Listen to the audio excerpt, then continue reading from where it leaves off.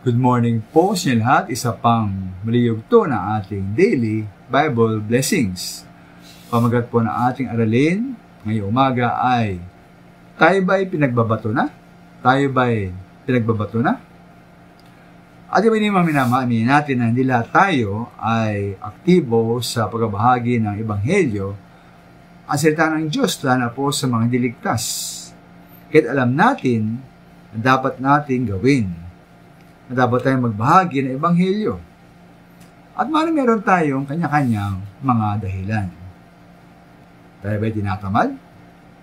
Tayo ba'y walang interes? Tayo ba'y walang pakialam sa mga kaluluwa?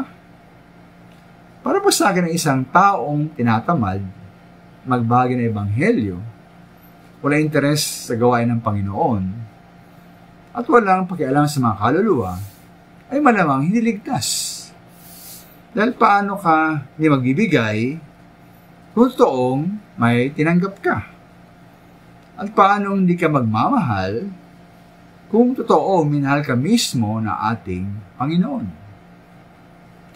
Ito maaaring iba naman ay nanghihina at discourage lamang.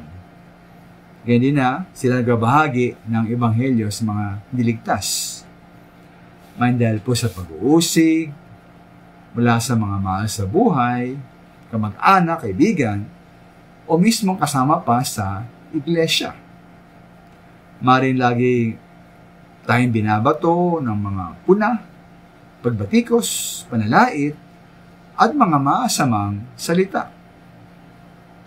Nawa po nangyari po kay Pablo sa Listra, ayon sa mga Gawa 14, 8 hanggang 21, ay maging hamon sa atin.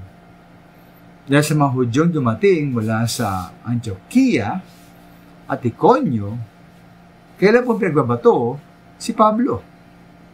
Pagkatapos siya ay kiniladkad sa labas ng bayan at akala'y patay na.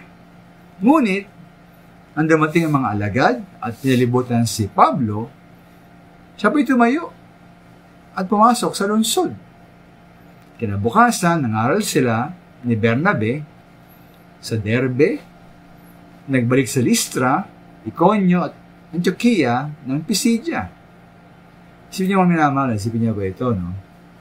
Pinagbabato na si Pablo, kiladkad palabas at inakalang patay, ngunit lumaon, bumalik pa si Pablo doon.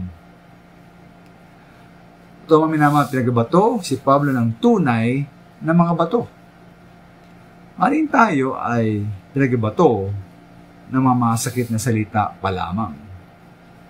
Tayo ba'y susuko at ayaw agad at tigil na sa gawain ng Panginoon?